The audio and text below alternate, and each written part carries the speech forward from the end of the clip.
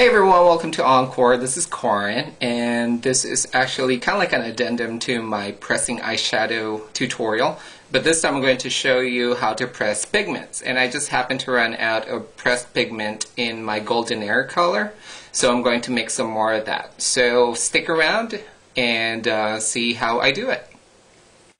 B la pa pa da pee sabadoo doo boo sabadoo la doodly doodla diddly la la baby shoobadoop shabadop shoob.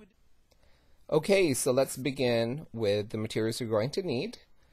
And you're going to need a metal tin eyeshadow pan just like this one. You can buy this online, or if you have an empty one, just go ahead and use that and make sure it's clean.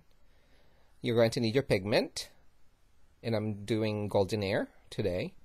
You're going to need a little jar just like this one, and we're going to use that as a mixing jar.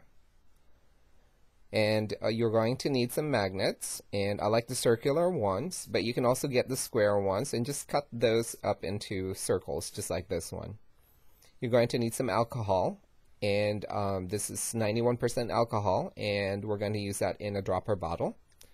And you're going to need a brush. If you have a MAC 228, that's great. It's similar to this brush. And just make sure that it's got dense bristles, just like this. Alright, and if you prefer, use a spatula. I have a micro spatula.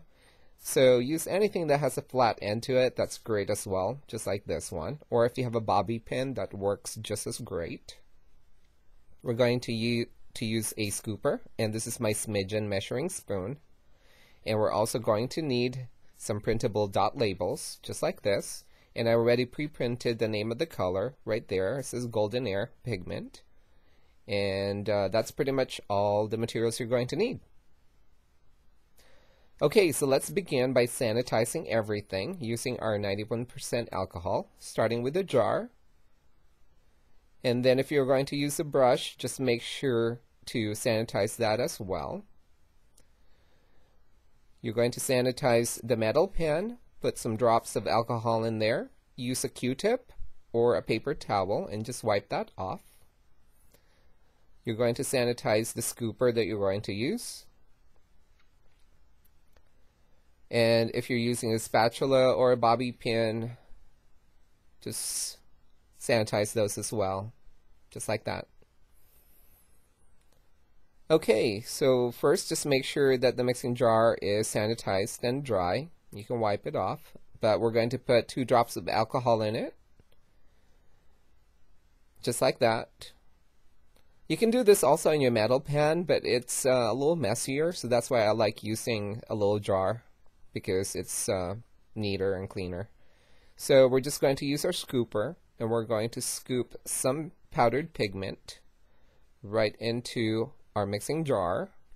And I usually start with 2, maybe 3 scoops first. It's better to start less than more, so that way you're not wasting the product. But then again, it's pigment, so they last. You can never use them up. Okay, so we're going to add 2 more drops of alcohol. So every time you need to add alcohol, just do them in increments of 2 drops each time. Okay, so we're going to mix that using a brush, and we're going to mix it up to like a cake icing consistency. So don't make it too watery like milk. And just mix that and make sure that it gets to that consistency. We're going to not sanitize, but put alcohol right into our pan, just 1 drop.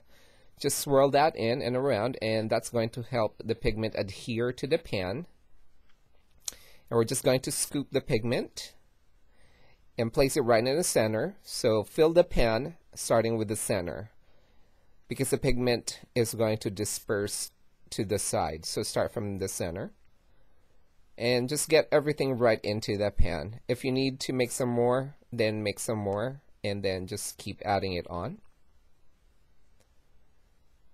And if you make it too liquidy, don't worry about it. You can just pour it in just like this and just let the brush guide you.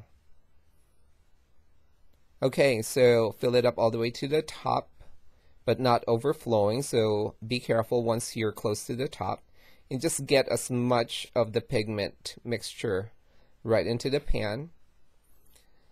And what's going to happen is that the pigment is going to set at the bottom of the pan and the alcohol is going to be at the surface on the top. So we need to pack just like this. So pick it up and drop it and just kind of tap it and just let it sit and set. And if you need some more to fill it up, go ahead and add some more and then just let it dry. Okay, so we're going to prepare our pressing tools, starting with a quarter, just like this, and then we're going to use a fabric. This one's cotton and it's got beautiful ribbing in it, and that's going to leave a nice hatch mark right into the pressed pigment. So it's pretty easy using 91% alcohol. Just put a drop on the coin, wipe it off, and then put some as well in the fabric, just right in the area where you're going to use, and then just let that air dry. Okay, so check on the pressed pigment. Well, it's not pressed yet, but just make sure that it's drying nicely, and keep packing it by dropping it like this or tapping it, and make sure it's on a flat surface and it's a hard surface, and just check that every 5 minutes and let it dry. Okay, so it's about 25 minutes and I think it's ready, and you can tell by just patting it like this and make sure it's firm and not wet. You can check your finger for moisture, and this one's ready. So we're just going to press this. So get your fabric out, place the coin right in the center, just like so. Stretch the fabric over the coin and just twist it, just like this, until you get a firm grip to it, and just make sure that the pattern is even. And place that right on top of the pan, center it right in the pigment, and then press really, really hard.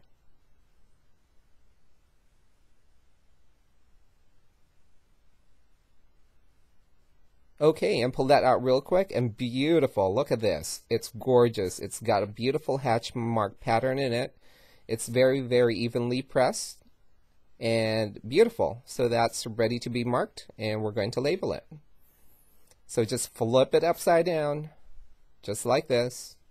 Get your magnet, and these are sticker ones that's got paper backing. So just peel the paper backing off,